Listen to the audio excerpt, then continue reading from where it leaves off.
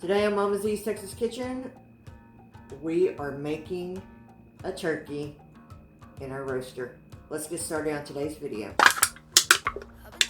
So when you see this video, it's not going to be at my normal Friday time slot. I put a video out Monday for how to make the dressing. Now we're going to talk turkey. The first thing you need to do when you've got a turkey is, one, make sure it's thawed out.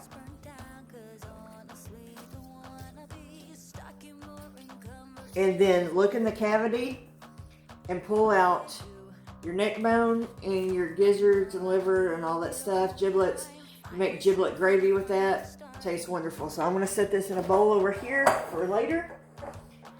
And the next thing you're going to want to do is dry your turkey, because you don't want a wet turkey going into the roaster. I am using a turkey roaster versus the oven. It's more contained and just less mess and all that fun stuff. Get you a lot of paper towels, because you want your turkey dry. You don't want to put a wet turkey in there. This is the back. We're going to flip it over.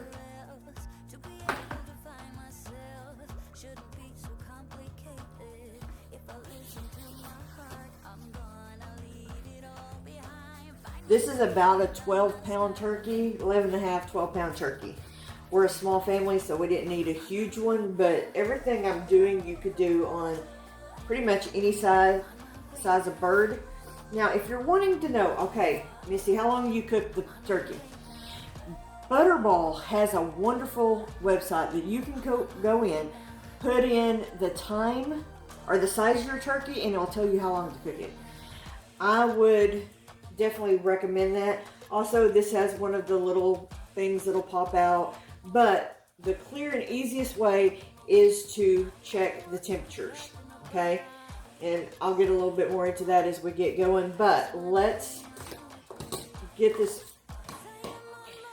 turkey seasoned up and ready to go into our roaster.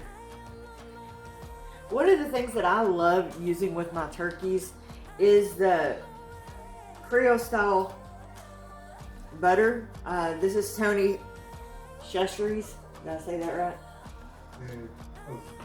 Close enough. They have a Cajun one too. I've used that one. It's great as well. But my personal favorite is the butter. Now it comes with an injector.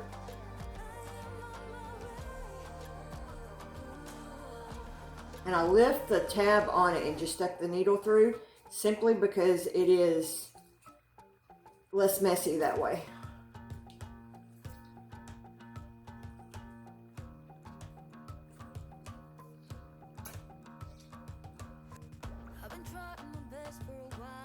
Okay, and then you just want to stick this around in different spots. Like I go into the breast.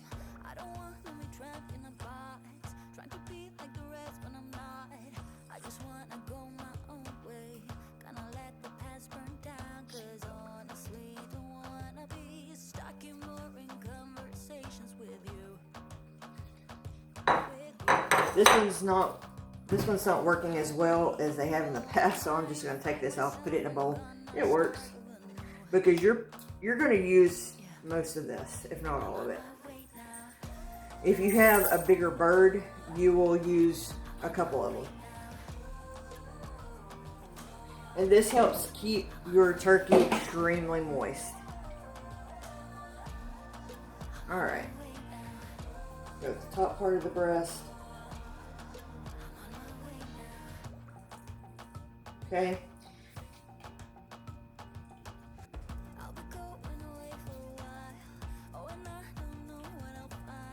Put them in the legs.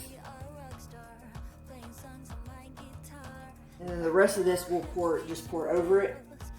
And use it to kind of help steam.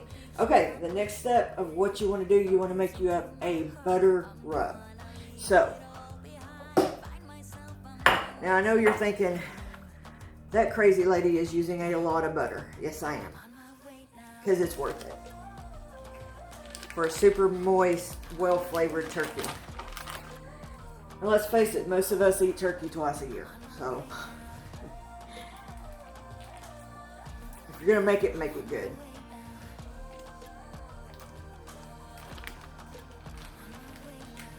I'm going to start out with 2 sticks. If I need more, I've got more butter ready. But I also can make like my glaze or whatever to put on it. We're going to add some salt to that. And you're going to want it quite a bit of salt because it'll need all of it. Black pepper.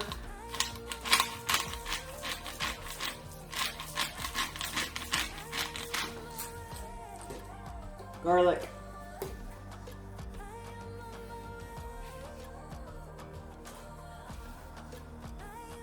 Some poultry seasoning.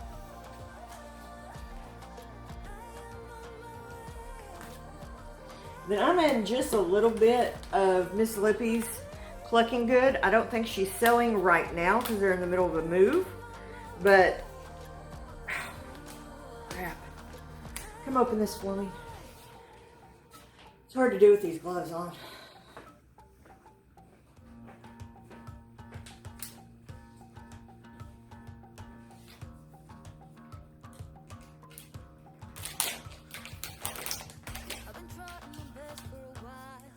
I'm just putting a little bit. Okay, I got it. I'm just putting a little bit in, not a lot. My husband was making sure I didn't over spice it. Alright, and then you're just going to mix this up. That's why I got gloves on so I can get in and get dirty with it.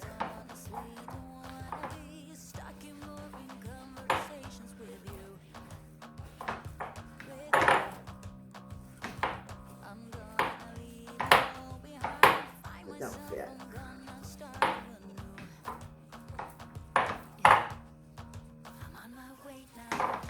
I should have got some of those smaller gloves out. These are like really big. Yeah.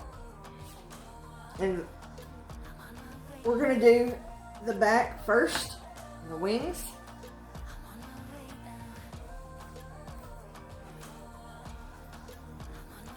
You just want to massage it into the bird.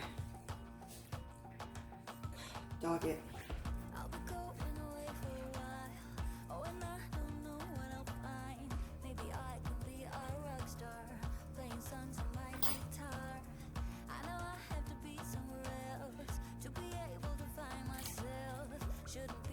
Once you get the back side kind of like you want it, you take your bird and put it in your roaster.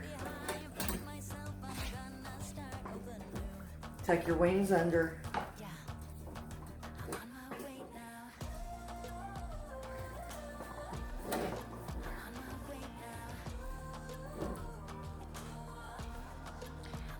And then you take the rest of your butter.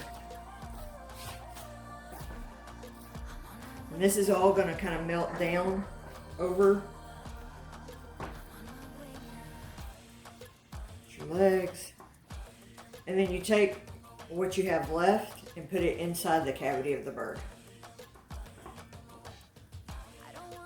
Like that. Okay?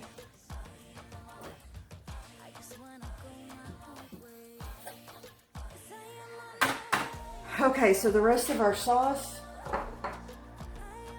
we're just pouring it over the top.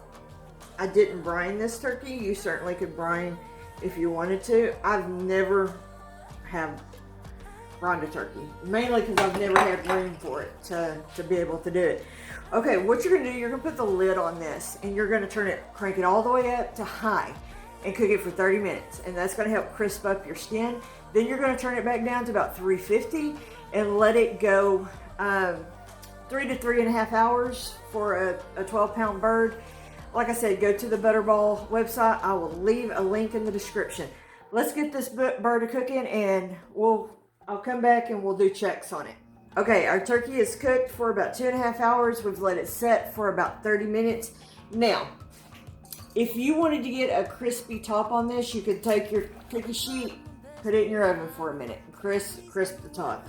We don't. What I like to do is completely debone the turkey, put it back in its juices, let it set, because we're making it a couple of days early, let it set, and then will warm it back up, but it keeps the moisture in that way, in the meat, and it's really, really good. So if you're like me, that you're not serving the perfect bird out on the table, this is absolutely the way to do this. All right, I want to thank each and every one of you so much. If you ask me what I'm thankful for, it's you guys, because you keep coming back, you keep watching my videos, you keep sharing it with friends, and that means so incredibly much to me. God bless, and have a happy Thanksgiving. We'll see you guys on the next video. I'm on my way now.